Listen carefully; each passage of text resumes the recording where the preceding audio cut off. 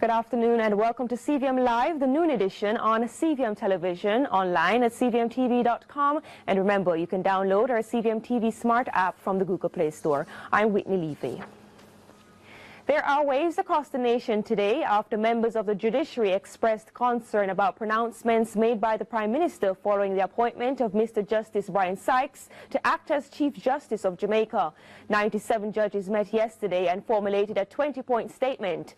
The judges said their concerns relate to the Prime Minister's explanation of the rationale for recommending an acting instead of a permanent appointment to the post of Chief Justice. They stated that in their view, declarations of the Prime Minister relative to the acting appointment unquestionably have serious implications for the fundamental principles of the separation of powers and the independence of the judiciary. The judges add that by his unfortunate comments, the Prime Minister, the head of the executive branch of government and a member of the legislature, has sought to place the head of the judiciary as separate and equal arm of government under his supervision, direction and control, and subject to a process of evaluation by him.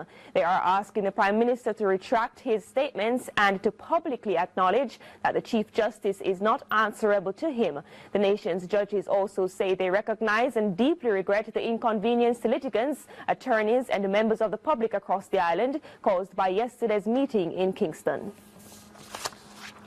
Of course, courts were disrupted across the island yesterday as the judges convened their meeting, and CVM Live's Nicole Wilson was at the Supreme Court and filed this report. The trial of the man accused of killing 6 persons in 2006, Michael McLean, was not the only matter to be adjourned prematurely in the Home Circuit Court on Monday. Matters in courts across the island were adjourned to facilitate a meeting of judges in the new Supreme Court building in downtown Kingston, causing many to speculate what the meeting was about.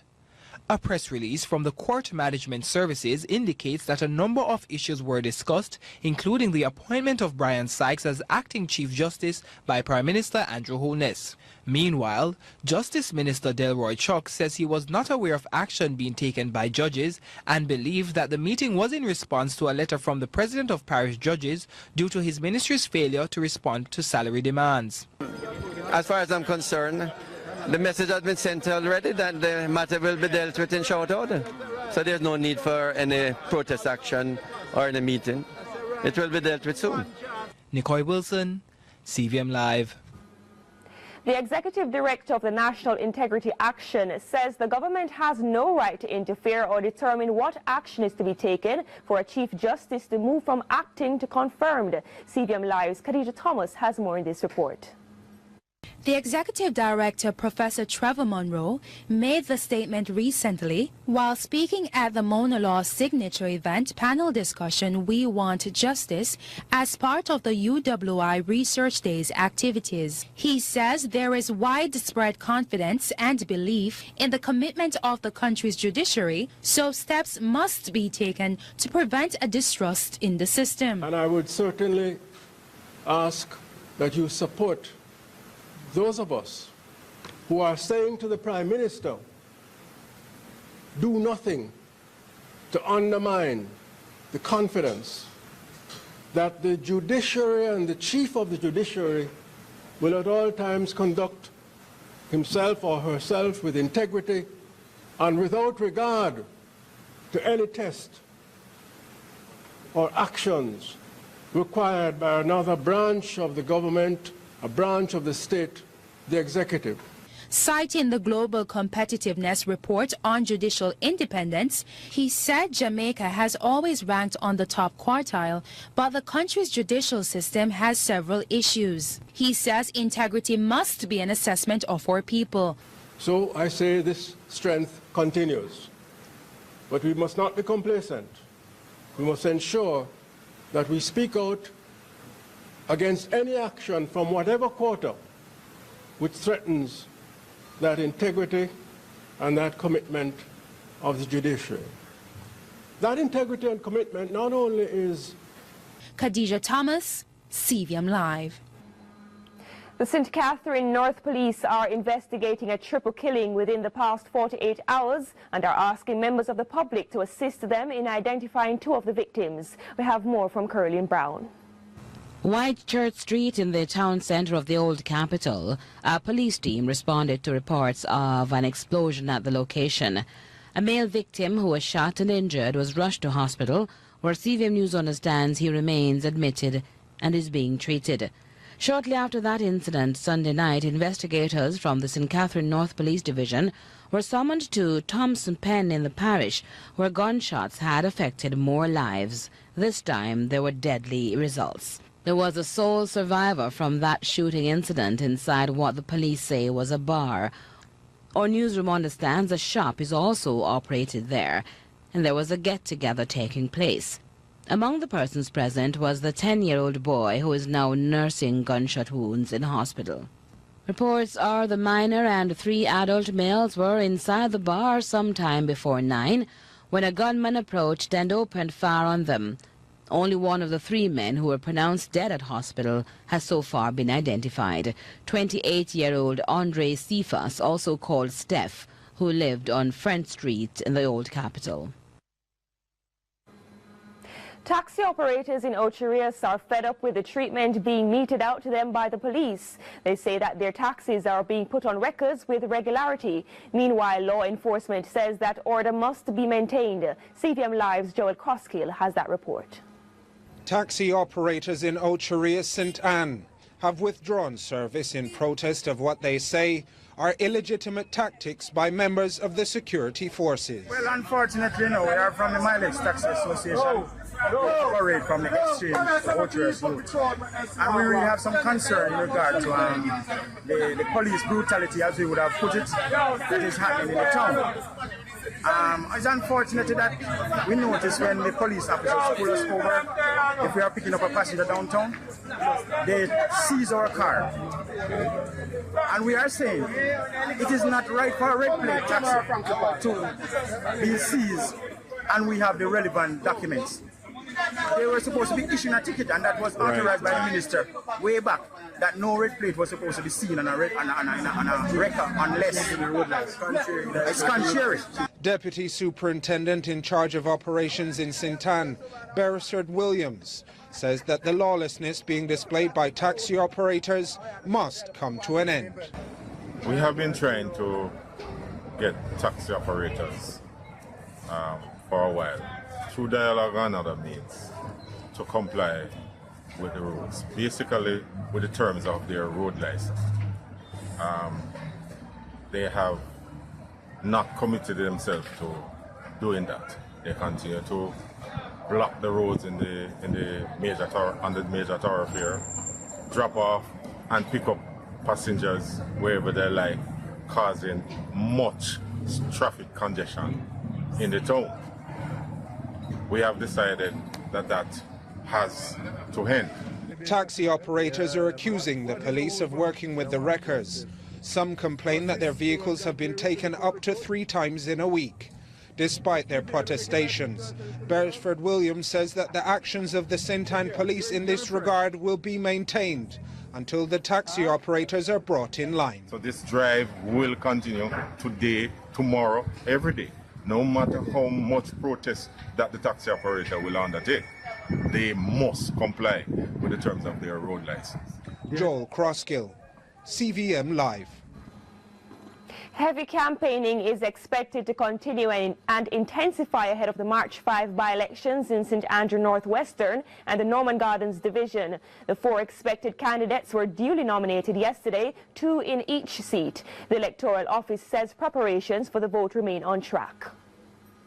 We're pretty much on track. We are in the process of commencing the training after today, and we'll be able to do the relevant printing, know that we have the names of candidates and so on, which is not something you could have done before. Okay. Nothing lacking in terms of any needed resources or so? No, the budget has been funded, and once that has been done, I'm always good. Any complaints you hear from me is usually if there's not adequate funds to take care of what needs to be done, and the budget has been funded, so we are pretty much okay. And remind us what will be utilized in terms of technology during the voting? We'll be using the electronic voter identification system, and that usually adds to the cost because you have to ensure that the stations have the necessary infrastructure to support the system, which would include steady supply of electricity and so on, and we usually need technicians to support the system on the ground. The nominations for the Northwest constituency left vacant by Derek Smith went by and large smoothly, with the JLP's Dr. Nigel Clark and the PNP's Keisha Hale the candidates. Irvin Forbes has that story. One leg or two comrades came out to support primary school principal Keisha M. Hale. The party chairman is looking forward to having one more PNP member in Gordon House. In a personal way, I want her to be in Parliament. It's a bit timely that we have in the by-election while the Banking Services Amendment Act is before Parliament. With her nomination a done deal, candidate Hale spoke of some of her plans for the constituency. My plans for the constituency is to make it the best constituency in Jamaica, Northwest St. Andrew. We are looking at property values, we are looking at time and motion studies to ensure that a police vehicle is on every road within 5 minutes. The PNP president admitted that the seat could be considered an uphill walk, but that Ms. Hale can achieve the goal. He also took a shot at the JLP's candidate, whom some see as a future finance minister and even future prime minister. This constituency and this election is not a stepping stone to something else for her. It is an expression of her long-term, lifelong commitment to service of the people. Businessman Dr. Nigel A. Clark was later nominated for the JLP. His nomination fee paid by the man who had been hoping to become the candidate. And this is Mr. Dwayne Smith, who is here, and he's here. He brought the funds in to nominate Dr. Clark. I've been doing service all of my life. I've served Jamaica in a number of capacities, and this is just another capacity in which I'll continue to serve Jamaica. Party leader and Prime Minister Andrew Holness was present for the nomination, but did not grant a media interview.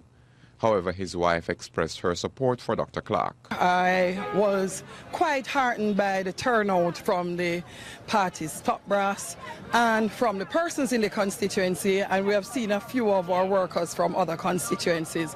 A very, very good show today. Although not much was expected out of the ordinary today, the security forces were not taking chances. Police and soldiers out in numbers. There were some passing of words between some PNP supporters and one or two members of the Jamaica Labour Party, or supporters of the Jamaica Labour Party, who were in the vicinity of the nomination centre. However, we managed to contain that, and things are back to normal. Irvin Forbes, CVM Live. Nomination day activities in the Norman Gardens division were smooth and swift, with the JLP and PNP candidates being nominated well before the 2 p.m. deadline. Our reporter Nika Lewis was at the Wynwood Road Primary and Junior High School. The nomination center opened at noon and saw the first of 2 candidates, being the JLP's Headley Wilson, paying his $3,000 registration fee and collecting the voters list. With just over 13,000 registered voters in the division and a long history under the PNP's Dr. Angela Brown Burke, Wilson remains confident he will be victorious. Having been nominated now officially, what can we expect from you going up to the March 5 election? Hit the road with some campaigning.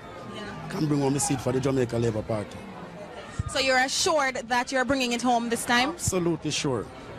No second place this time around. Mayor Delroy Williams was also on location with his deputy and expressed confidence in Wilson. The support will be remarkable coming up from the JLP, and Mr. Wilson is campaigning, is getting good support, is making his views on the different issues known to the people of the Norman Gardens division, and I'm confident that the support will grow. We are here to win. We are here to win, so we are going to win. So we'll see at the end of the day. One thing, we'll respect the choice of the people. So the people in the end will make the decision, and we will respect it.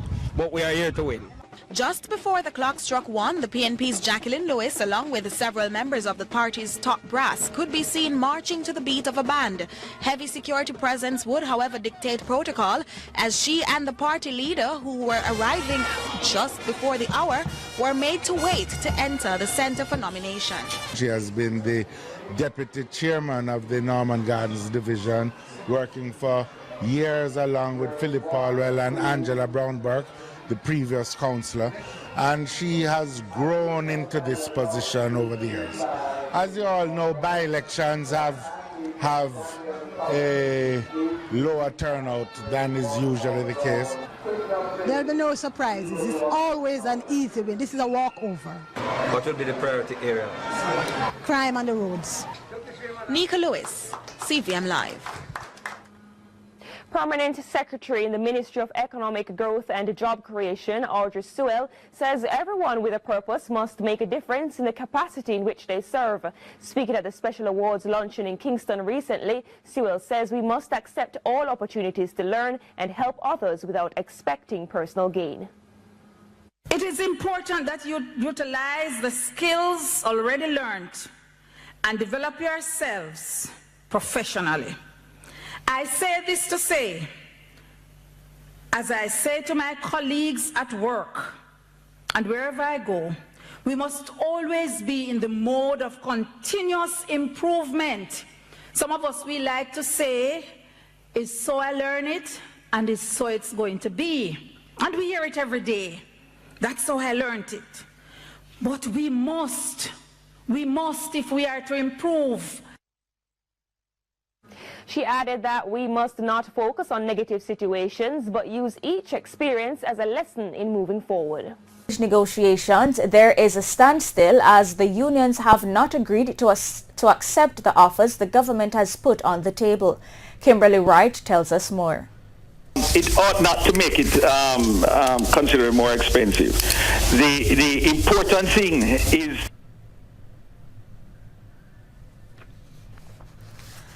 with an outdated Building Act and a new one on its way to becoming law, there are concerns of increases in construction expenses. Speaking on Power 106 FM and JNN's Power Talk Live on Tuesday, Chairman of the Architects Registration Board, Robert Woodstock, stated that some aspects of the bill could indeed cause development costs to skyrocket. It ought not to make it considered more expensive.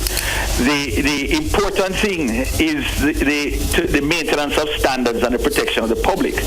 And when pressed, what I said was that there are a few areas where it could be more expensive.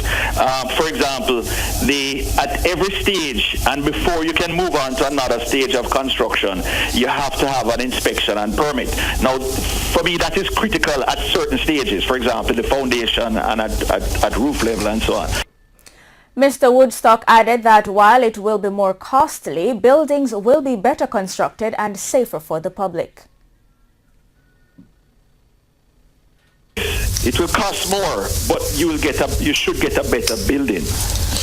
Which has been the main focus of the law reform, eh? Mr. Robert Woodstock.